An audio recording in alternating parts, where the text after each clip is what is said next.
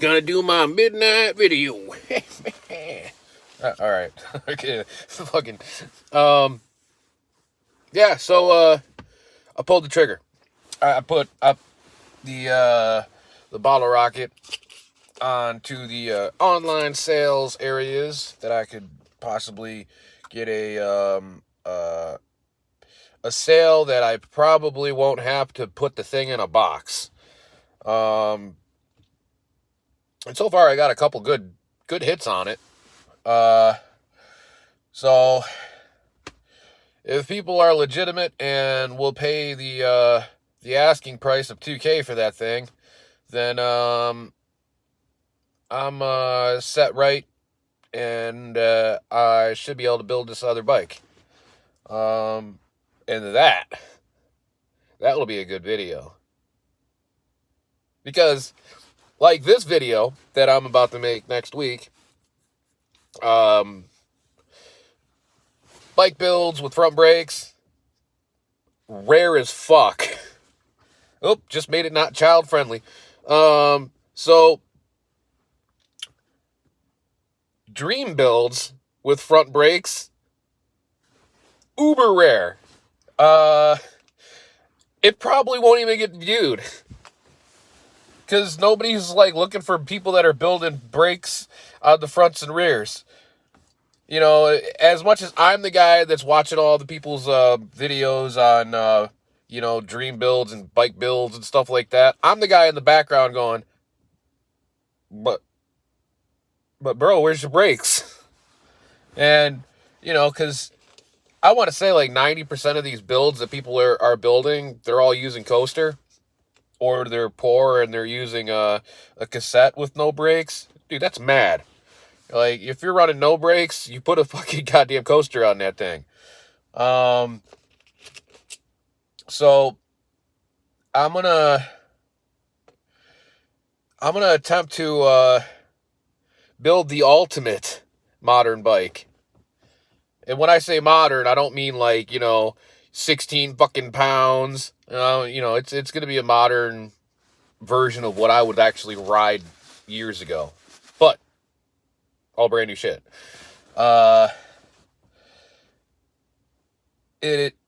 It'll be not a mishmash of colors. I really, really put a couple days into this and actually track down the strategy of actually how to acquire the majority of these parts. A couple of them are going to be through Dan's and Albies, and they're not out of stock. They're just out of inventory and on back order, and they're expecting to come in. And I don't expect to have this bottle rocket sold in the next week. So, because it's a lot of money. I mean, it's a lot of money for an old bike. So those kind of sales are very hard to pull off. But I do have the feeling that it's gonna fucking go in the direction that I want it to with the hits that I've already got on it. Because I got a couple firm people that want to actually go the full way with this. Whoever does it first, hats off to them. So, that being said, worst case scenario, the bike sells like immediately, and then I start fucking throwing money at picking up these parts, even though I said, don't buy any bike parts or put a bike together in the next 6 months, wait it out. Apparently I've corrected myself, and if you strategically, like, really fine comb the internet, you can still find legitimate places that are selling a combination to put together an actually looking good bike. And really, really fine-toothing close to a pro build. I mean, for Christ's sakes, dude, it's going to be $1,700.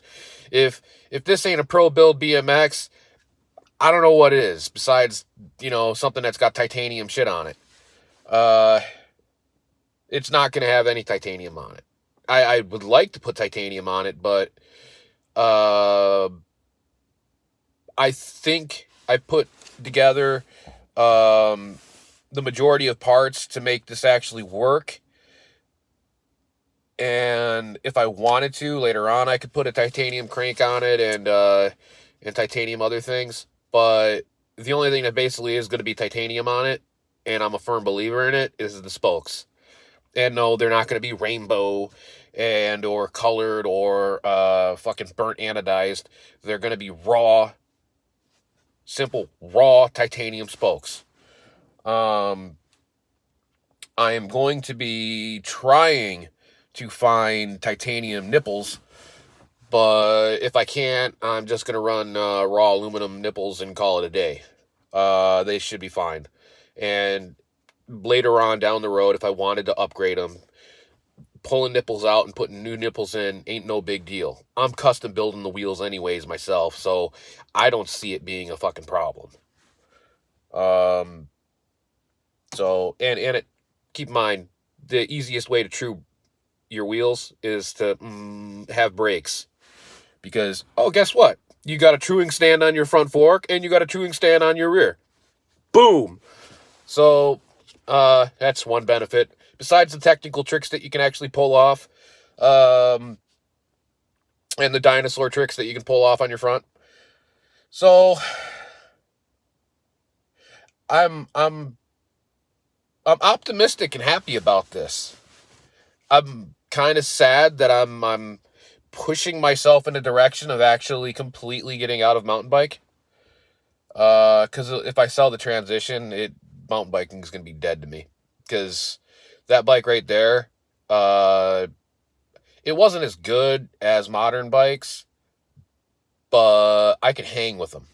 And I'm not really capably financially sound enough to toss money at buying a modern mountain bike right now. I mean, they're dumb money. I mean, the two bikes that I was actually going to use this year if I rode again, but if COVID does what it does and it sticks around past 6 months, I don't think I'm going to go back into it at all or have even a care to do it. Because last year when I rode the Northwest Cup, like, there was literally 3 races. 3. Like, the Northwest Cup is a massive race event in the Northwest of the United States. Like, it's the biggest one to do. And the other thing is basically it's the easiest one to get into if you're semi-pro. If you're novice, you can even enter it too, because they have a novice class in it as well.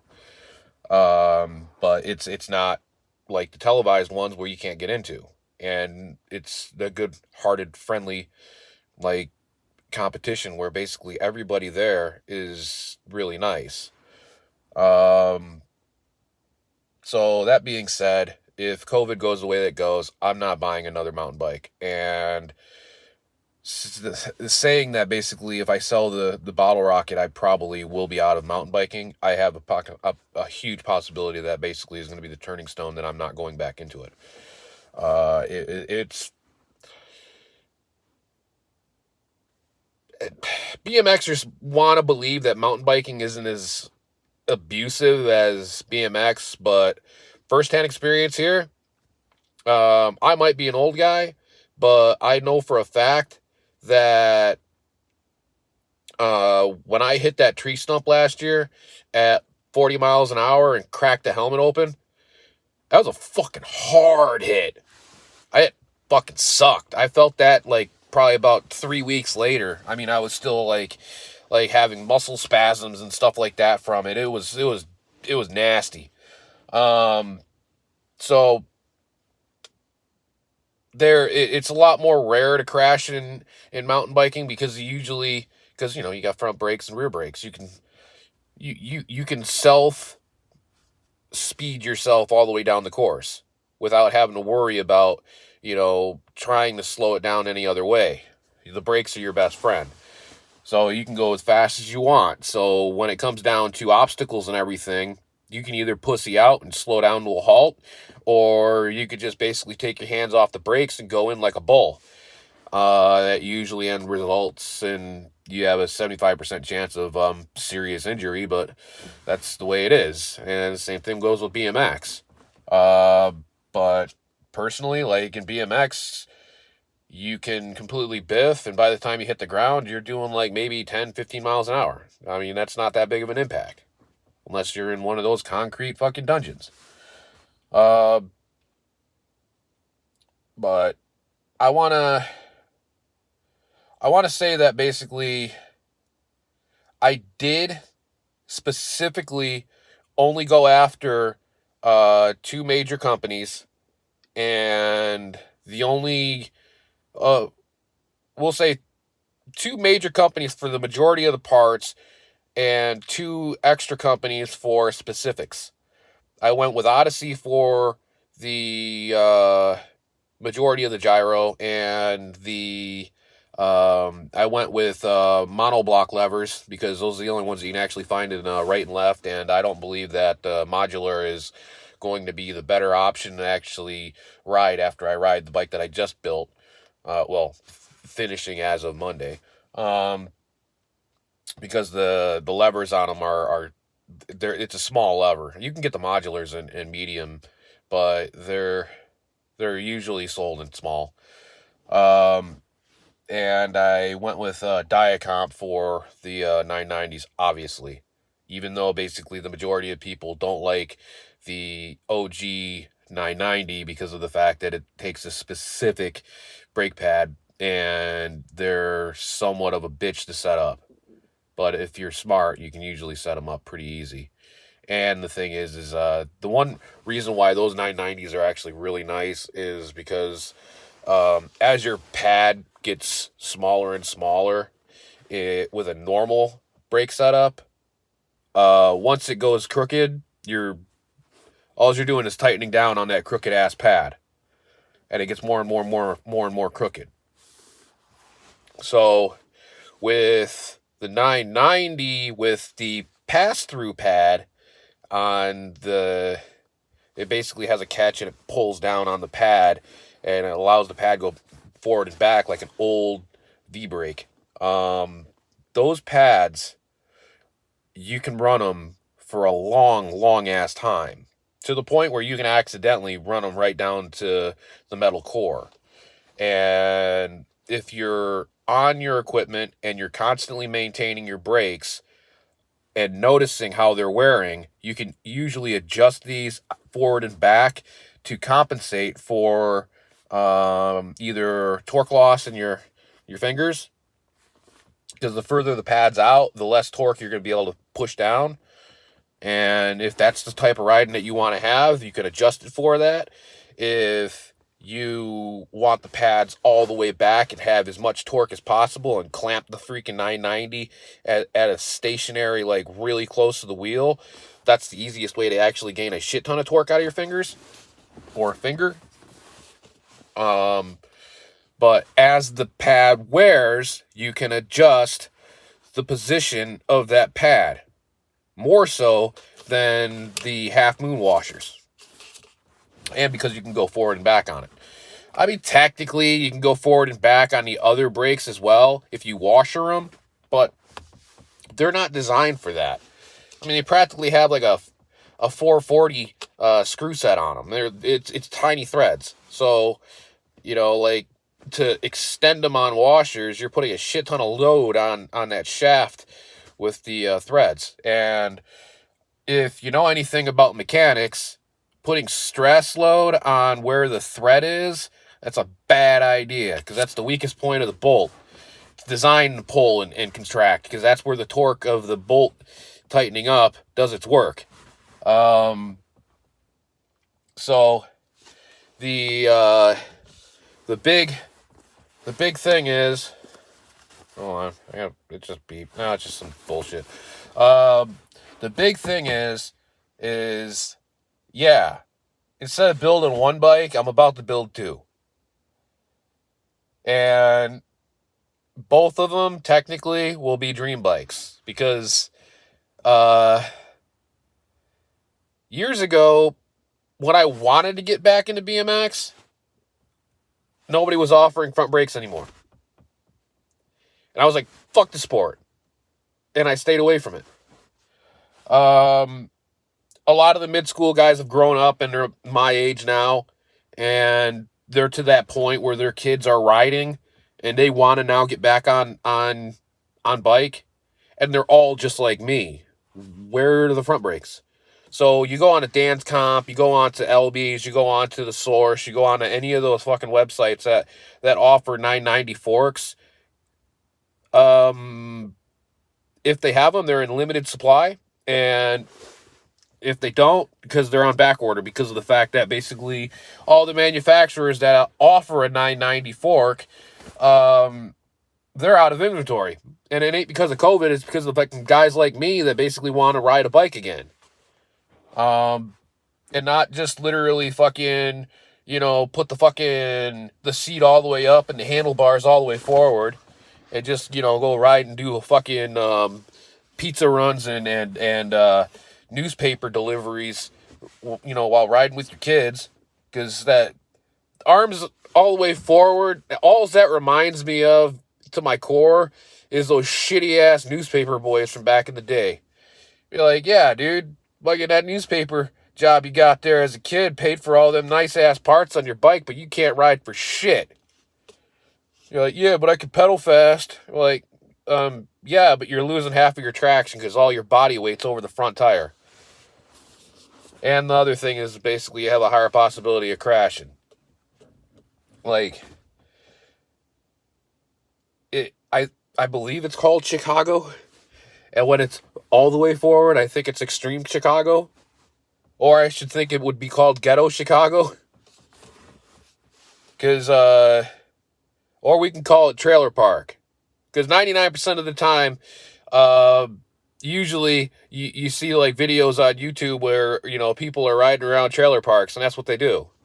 They have the bars fucking raked all the way forward so they can go do cigarette runs for them and their buddies. Because, they don't got a car. But it is what it is. My problem that I found looking at bike parts and everything, though, is the frame itself. I'm gonna go with a blue chrome, and I'm gonna try and just deal with a chrome front end on it. Should come out pretty good. And again, I'm so the blue that I want to go with is called Arctic Blue, and it's made through it's a company out of New York, Cinema, I think it is. But they make a whole line of it, and the only thing that they don't have in stock right now is the stem. So I'm like, that's fine. Basically all I do is get their own stem in polished aluminum with a chrome fork and chrome handlebars. Beautiful. So I go that route. I do what I need to do with that, and I think the only thing that's going to be black on the bike is going to be the axles, the pegs, and the, because, again, I'm going with mono levers from Odyssey. I'm going to have to go with mono into 2 top gyro cable. So, like, Odyssey themselves, they no longer make a white on white. It's a white on black. So it's got white lines going into the black, 2-from-1 adapter thing. Which kind of pisses me off. I mean, I really want a white one. Worst case scenario, I can go the Facebook route and just order one from somebody's old inventory. I have no problem doing that. I wouldn't mind getting the Kink 1 into 2. It was a machine piece in a triangle. It had a step up in the back and a step up in the front, and then it had a piece in the middle. And the piece in the middle, basically, you put your cables in, tighten them down onto it, and it had set screws for the top and the bottom. It was basically an open canopy, pretty much. They look dangerous as fuck. Like, basically, if your bars came down on you where that piece was, you're gonna probably get cut. But if I could find one of those, that'd be dope as fuck in the front. I'd send that bitch out to get personally anodized. Like, and I know they don't make it out of, I think it's made out of aluminum. And if it's made out of aluminum, I easily get it anodized any color I want. And I'd easily send it out to get anodized that Arctic blue and blend it in. Or just anodized white. White's a hard one to anodize, by the way. You might as well just spray can it. But that's the other option that I have for the top gyro cable. Personally, that would be the best way to go. But it's not offered anymore. So I might be able to contact my contacts at Kink back home in New York and see if they can look in their back stock to see if, you know, one's fallen out of a fucking box from like 10 years ago or actually 20 years ago. And see if I can actually get a deal on that. Give me an open box with a big old scratch on it. I don't give a fuck. But it will run the wheel set. Well, not wheel set, but it's gonna have the cinema hubs. I'm going with a cassette. I mean, I'd like to go with a coaster, but I don't know if I want to. Like, I never rode a coaster. I mean, back in my early days when I wanted to get into flatland, that was the shit to have. But I don't know if I want to get into it because I've never ridden it, and I'm trying to get muscle memory back from just 15, 20 years ago. And I don't want to try and reinvent the wheel on myself and, you know, relearn how to actually ride. Maybe later on I'll put a free coaster on it. But right now I'm not even focusing on that. Titanium laced with, I'm going to go with 182 spokes and triple lace them. I believe they're going to be 182s because the standard size is going to be 180. And standard size is for double cross. I want to do at least a minimum of triple cross. Make these wheels as hard as fuck. They're going to be the blue, well, the iceberg blue rims from, goddamn, I keep on drawing a blank on their name. Cinema. And seat post. The stem. And I think there's something else. I think the pedals. And I think that's it. There might be something else. I don't know. But the rest of the parts are going to come through... God, I can't even remember the name. But the rest of the parts are coming from the frame manufacturer that basically builds the frame. And I might drop the frame and go with Lost Bike Co. I don't know yet. That guy is a really cool dude. That guy is really fucking cool. I emailed their company like a couple weeks ago and was inquiring. That was the one that I was inquiring. Like he was the one that responded back like fast. Like, customer service on their end, I gotta say, dude, they're the bomb. And on top of that, it was the man himself that emailed me back. And he even said, basically, I don't got this and I don't got that, but I'll take it out of my personal collection for you. That's the kind of guy that guy is. That's a cool dude. So, that being all said, I have the direction that I want to go. Lost Bikes or Lost Bike Co. They're gonna stretch me over the $2,000 mark. I don't mind. I don't mind dishing out cash out of my pocket and actually throwing it towards this to build the bike the way that I want to build the bike. And on top of that, he'd actually be able to offer me a custom color for it, and I won't have to worry about running chrome forks and handlebars. I can actually get painted handlebars and go the direction that I really wanted to go, which is basically a milky purple. Just picture it. I mean, I mean, 2000s me is going, that's a girly ass frame, dude. What are you doing? But modern contemporary me is going, dude, that'll look sweet with that iceberg blue. Damn, dude. With the titanium spokes, shit's gonna be fly as fuck. But anyways, that's me for now. And I know I posted 3 videos today, but, you know, basically, this is big news on my part. And I know nobody's watching the fucking videos, but they're going to be there for fucking future reference if people actually catch on to my fucking deal after I build the bikes. And this will actually show the inside of the madman's head, because there's no edit here. This is me fucking drinking coffee, rambling on inside my fucking car at odd hours at the night. I mean, personally, right now, I think it's like 12 o'clock. I'm going to turn it in. Gotta go.